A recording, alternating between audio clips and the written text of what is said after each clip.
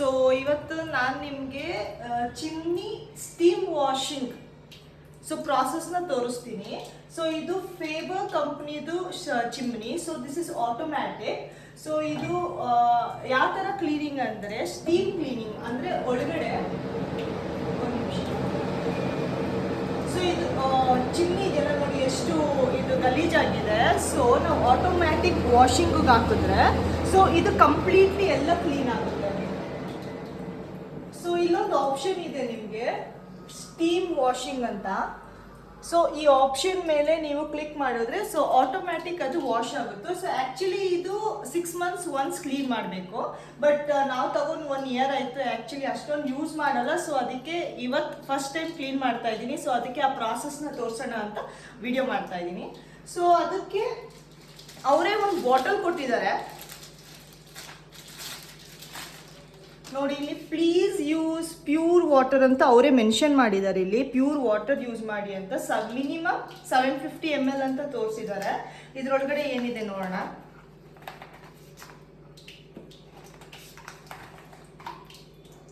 So pipes ಕೊಟ್ಟಿದ್ದಾರೆ ಅವರೇ. So this is also one of the pipe. So ಇದು ಬಂದ್ಬಿಟ್ಟು ಪ್ಯೂರಿಫೈಯರ್ ಥರ ಎಕ್ಸ್ಟ್ರಾ 4 pieces ಕೊಟ್ಟಿದ್ದಾರೆ.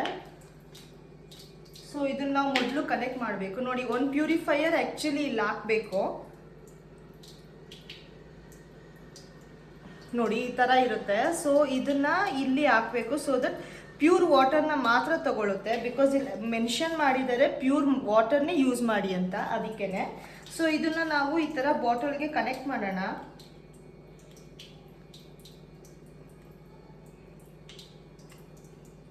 ಸೊ ಇವಾಗ ಇದಕ್ಕೆ ನೀರು ತುಂಬಿಸುವ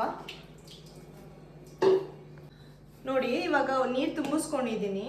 ಸೊ ಇದಕ್ಕೆ ಫಸ್ಟು ಈ ಪೈಪ್ ಇಲ್ಲಿ ಕನೆಕ್ಟ್ ಮಾಡಬೇಕು. ದೊಡ್ಡ ಪೈಪ್ ಕೊಟ್ಟಿರೋದನ್ನ ಇಲ್ಲಿ ಕನೆಕ್ಟ್ ಮಾಡಬೇಕು ಇದನ್ನ. ಸೊ ಇಲ್ಲಿ ಕೊಟ್ಟಿರ್ತಾರೆ ನಮಗೆ ಸ್ಟೀಮ್ ವಾಷಿಂಗ್ಗೆ, ಇಲ್ಲಿ ಕನೆಕ್ಟ್ ಮಾಡಬೇಕು ಪೈಪು. ಸೊ ಇಲ್ಲೊಂದು ಕ್ಯಾಪ್ ಥರ ಕೊಟ್ಟಿರ್ತಾರೆ, ನಾವು ಇದನ್ನು ಓಪನ್ ಮಾಡಬೇಕು. ಓಪನ್ ಮಾಡಿಬಿಟ್ಟು ಇದನ್ನ ಇಲ್ಲಿ ಕನೆಕ್ಟ್ ಮಾಡಬೇಕು ಅಷ್ಟೇ.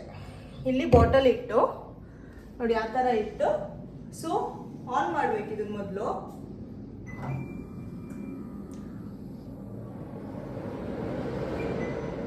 ಸೊ ಫಸ್ಟ್ ಟೈಮ್ ಮಾಡ್ತಿರೋದು.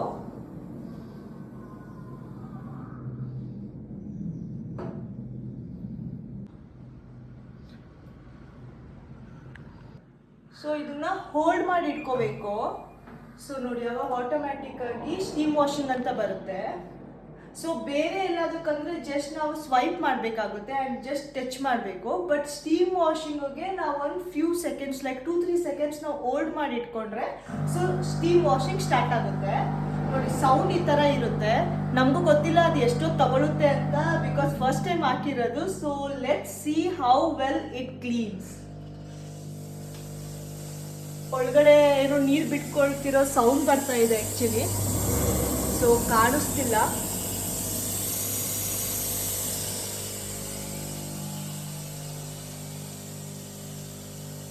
ನೀರು ಬಿಟ್ಕೊಂಡು ಅದೇ ರೊಟೇಟ್ ಆಗ್ತಾ ಇದೆ. ಸೊ ನೋಡುವ ಸ್ವಲ್ಪ ಕ್ಲೀನ್ ಮಾಡ್ಕೊಳ್ಳುತ್ತೆ ಅನ್ಸುತ್ತೆ ಎಲ್ಲ. ನೋಡಿ ಅಲ್ಲಿ ಆ್ಯಕ್ಚುಲಿ ಸೊ ಫ್ಯಾನಲ್ಲಿ ಅದೇ ನೀರು ಬಿಟ್ಕೊಂಡು ಸೊ ರೊಟೇಟ್ ಆಗ್ತಾ ಇದೆ. ಸೊ ಕ್ಲೀನ್ ಮಾಡ್ಕೊತಾ ಇದೆ ಅದು. ಎಷ್ಟೊತ್ತಾಗುತ್ತೆ ನೋಡುವ. May be it might take time.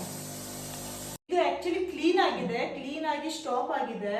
It hardly took just 10 to 15 minutes ಅಷ್ಟೇ. ನೋಡಿ ಇದು ಫುಲ್ ವಾಟರ್ ಕೂಡ ಯೂಸ್ ಮಾಡ್ಕೊಂಡಿಲ್ಲ.